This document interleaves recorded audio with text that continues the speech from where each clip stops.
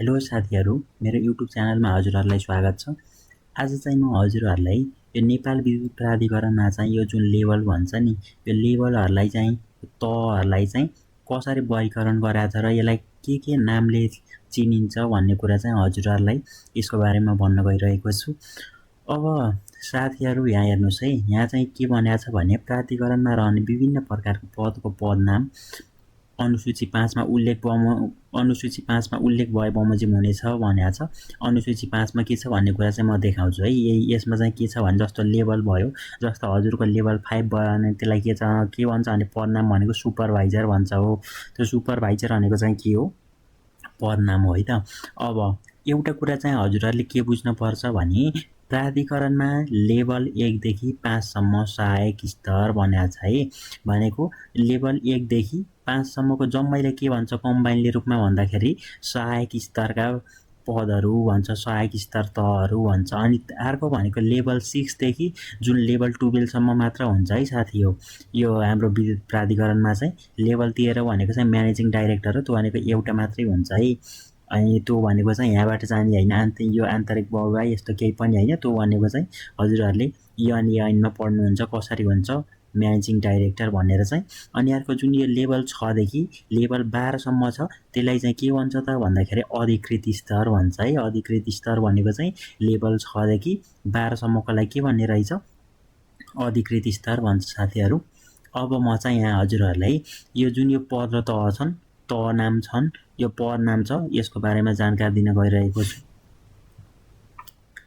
ल साथीहरू, अब चाहिँ म हजुरहरूलाई यो जुन यो लेभलको नाम के हुन्छ, यो डिफ्रेन्ट पदहरूलाई डिफ्रेन्ट लेभल डिफ्रेन्ट तहलाई चाहिँ के भन्छ भन्ने कुरामा यहाँ अब हजुरहरूलाई देखाउन गइरहेको छु। हजुरहरूले देख्न सक्नुहुन्छ यो यसमा चाहिँ के छ भने प्रशासन सेवा र प्राविधिक सेवा दुईटा हुन्छन् है। सेवाहरू चाहिँ यसको छुट्टा छुट्टै नामहरू हुन्छन् है। प्रशासनमा छुट्टै भन्छ, उता हाम्रो प्राविधिकमा चाहिँ छुट्टै हुन्छन् है नामहरू। त्यसलाई चाहिँ हजुरहरूले याद गर्नुहोस्। अब हेर्नुहोस् त, प्रशासन सेवामा चाहिँ यदि लेभल 1 मा छ भने लेभल 1 र लेभल 1 भनेको चाहिँ के त भन्दाखेरि कार्यालय सहयोगी भन्छ। लेभल 2 को मान्छेलाई के भन्छ? कार्यालय सहयोगी 2 भन्छ। अनि अर्को भनेको प्रशासन सेवाको तह 3 जुन लेभल 3 हुन्छ, लेभल 3 मा भएको कर्मचारीलाई के भनिन्छ? मिटर रिडर भनिन्छ है। अर्को भनेको चाहिँ लेभल 4 हेर्नु भयो भने लेभल 4 भनेको चाहिँ के त भन्दाखेरि तह 4 को मान्छेलाई चाहिँ के भन्छ त भन्दा कार्यालय सहायक पनि भन्छ, सिनियर मिटर रिडर पनि भन्छ है। सिनियर मिटर रिडर अथवा कार्यालय सहायक भन्छ प्रशासन उपसमूहको कर्मचारीलाई। अर्को भनेको यदि लेभल 5 मा छ भने चाहिँ वरिष्ठ सहायक अथवा मिटर रिडिङ सुपरभाइजर पनि भन्छ है। मिटर रिडिङ सुपरभाइजर पनि भन्छ, वरिष्ठ सहायक पनि भन्छ। अनि अर्को भनेको चाहिँ लेभल 6 मा हेर्नुभयो भने लेभल 6 मा चाहिँ के भन्छ? सहायक प्रशासकीय अधिकृत भन्छ है। प्रशासकीय अधिकृतमा नि यदि प्रशासकीय अधिकृत मात्रै भन्नु भने चाहिँ लेभल 7 हो साथीहरू। यदि सहायक प्रशासकीय अधिकृत भन्नु भने चाहिँ यो चाहिँ के हुन्छ त भन्दाखेरि चाहिँ सहायक भनेको चाहिँ छैटौँ है। ल अब यहाँ अर्को हेर्न सक्नुहुन्छ, यो कम्प्युटर अपरेसन भन्ने हुन्छ। उपसमूहहरू फरक फरक हुन्छन्। उपसमूह भनेको चाहिँ जस्तो यो कम्प्युटर अपरेसनको छ भने चाहिँ यो जस्तो 4 तहकोलाई चाहिँ के भन्ने रहेछ त भन्दाखेरि सहायक कम्प्युटर अपरेटर। अनि अर्को भनेको 5 तहकोलाई कम्प्युटर अपरेटर भन्छ, 6 तहकोलाई सहायक कम्प्युटर अधिकृत भयो, 7 तहकोलाई चाहिँ कम्प्युटर अधिकृत भन्छ है। अनि यो प्रशासन उपसमूह पनि कम्प्युटर अपरेसन उपसमूहको पनि लेभल 8 लाई के भन्छ त भन्दाखेरि सहायक निर्देशक भन्छ है। लेभल 8 को पोस्टलाई के भन्छ? सहायक निर्देशक। लेभल 9 लाई चाहिँ के भन्छ भने उपनिर्देशक भन्छ। लेभल 10 छ भने चाहिँ सहनिर्देशक हुन्छ साथीहरू। अनि लेभल 11 मा चाहिँ के भन्छ भने निर्देशक भन्छ है, निर्देशक भन्छ। अब यहाँ अर्को छ हाम्रो कानुन उपसमूह छ। कानुन उपसमूहमा हेर्नुहोस् त, यहाँ भनेको 6 तहभन्दा तलको पदहरू छैनन् है, केही पनि छैनन् यहाँ। अब लेभल 6 लाई के भन्ने रहेछ? सहायक कानुन अधिकृत भन्छ, 7 तहलाई कानुन अधिकृत भन्छ, 8 तहलाई सहायक निर्देशक भन्छ, 9 तहलाई उपनिर्देशक भन्छ।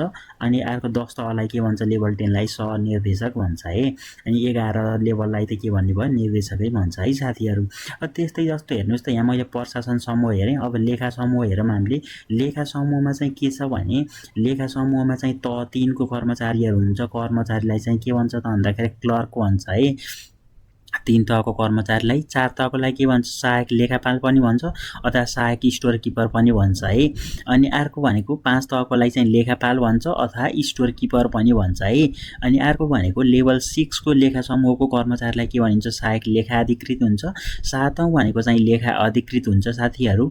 8औं भनेको सहायक निर्देशक भयो। 9 तहको कर्मचारीलाई उपनिर्देशक भनिन्छ। 10 तहको लागि सहनिर्देशक भयो। हाम्रो लेभल 11 को लागि चाहिँ के भन्छ निर्देशक भन्छ है। त्यस्तै सीए उपसमूहलाई चाहिँ के हुन्छ भने 7औं तहको लागि चाहिँ चार्टर्ड एकाउन्टेन्ट भन्छ। 8औं तहको लागि चाहिँ वरिष्ठ चार्टर्ड एकाउन्टेन्ट भन्छ। अनि अर्को 9 तहको कर्मचारीलाई चाहिँ जुन सीए उपसमूहको हुन्छ त्यसको 9 तहको मान्छेलाई के भन्छ उपनिर्देशक अथवा सीए भन्छ है त। अब यहाँ यो विविध भनेर छ। यो नेपाल विद्युत प्राधिकरणले अर्थशास्त्र, समाजशास्त्र, तथ्याङ्कशास्त्र, कुकहरू, सुरक्षा उपसमूहहरू यो जम्मैमा खुलाएको हुन्छ। त्यसको आधारमा चाहिँ यो के भन्छ भन्ने हजुरहरूले यहाँ हेर्नु होला आफैले। अनि अर्को अब जाम हामी प्राविधिक सेवातिर जाम है त साथीहरू। प्राविधिक सेवामा चाहिँ के हुन्छ भने प्राविधिक समूहमा पनि के हुन्छ त भन्दाखेरि सरी प्राविधिक सेवामा के हुन्छ भने डिफ्रेन्ट समूहहरू हुन्छन् साथीहरू। यदि इलेक्ट्रिकल इन्जिनियरिङ पढ्नु भएको छ भने हजुरहरू कुन अन्तर्गत दिनुहुन्छ भन्दा इलेक्ट्रिकल समूह अन्तर्गत। यदि मेकानिकल इन्जिनियरिङ पढ्नु भएको छ भने चाहिँ हजुरहरू मेकानिकल समूहमा पर्नुहुन्छ साथीहरू। यदि हजुरहरूले सिभिल इन्जिनियरिङ पढ्नु भएको छ भने सिभिलमा पर्नुहुन्छ। यदि जियोमेट्रिक्स इन्जिनियरिङ पढ्नु भएको छ भने पनि सिभिल समूहभित्रै पर्नुहुन्छ। तर उपसमूह भन्ने हुन्छ समूहभित्र उपसमूह, यसमा चाहिँ सर्वे उपसमूह भन्ने हुन्छ है साथीहरू। अनि त्यस्तो कम्प्युटर इन्जिनियरिङ पढ्नु भएको छ भने कम्प्युटर इन्जिनियरिङ समूह हुन्छ। अनि अर्को जुन हाम्रो यो प्राविधिक टाइपको जुन कोर्सहरू हुन्छन् अरू हुन्छन् यो वातावरणविदहरूको लागि जस्तो वातावरण उपसमूह हुन्छ। जियोलोजी पढेको स्टुडेन्टको लागि जियोलोजी उपसमूह हुन्छ, विविधमा राखेको छ है। अनि अर्को सवारी चालक उपसमूह, स्वास्थ्य उपसमूह, प्लम्बरिङ, ड्राइभरिङ भनेको छ है, यति राखेको छ। अब यहाँ हामीले यो के कुन कुन पोस्टलाई चाहिँ कुन तहलाई के नाम भनेर चिन्ने रहेछ प्राविधिकमा चाहिँ भनेर हेरौँ है त साथीहरू। ल अब जस्तो हाम्रो यो हेर्नुहोस् त लेभल 1 को कर्मचारीलाई चाहिँ इलेक्ट्रिकलको छ भने के भन्छ जुनियर हेल्पर भन्छ। 2 तहको लागि के भन्छ भने हेल्पर भन्छ है साथीहरू। 2 तहको लागि चाहिँ हेल्पर भन्छ। 3 तहको लागि चाहिँ इलेक्ट्रिसियन भन्छ। 4 तहको लागि के भन्छ फोरम्यान भन्छ है। लेभल 4 को लागि के भन्छ फोरम्यान भन्छ। लेभल 5 को लागि सुपरभाइजर भन्छ। लेभल 6 को छ भने चाहिँ सहायक इन्जिनियर पनि भन्छ साथीहरू। अर्को भनेको सहायक प्राविधिक अधिकृत पनि भन्छ है। अनि मैले के भनेको छु लेभल 1 देखि 5 सम्म भनेको चाहिँ हजुरहरूको के हो 5 सम्म भनेको चाहिँ हजुरहरूको चाहिँ सहायक स्तरका पदहरू हुन् भने लेभल 6 देखि 12 सम्म जान्छ है। लेभल 6 देखि 12 सम्म चाहिँ अधिकृत स्तरका पोस्टहरू भनिन्छ। लेभल 7 भनेको चाहिँ इन्जिनियर पनि भनिन्छ साथीहरू। अर्को प्राविधिक अधिकृत पनि भनिन्छ। लेभल 8 भनेको चाहिँ सहायक प्रबन्धक भन्छ। लेभल 9 लाई के भन्छ साथीहरू उपप्रबन्धक भन्छ है। अनि लेभल 10 लाई के भनिन्छ प्रबन्धक भनिन्छ है।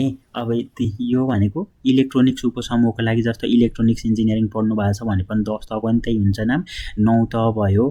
8 तहको लागि पनि सेम छ, इलेक्ट्रिकल र इलेक्ट्रोनिक्सको एउटै भन्छ। 6 को एउटै भयो, एउटै भयो।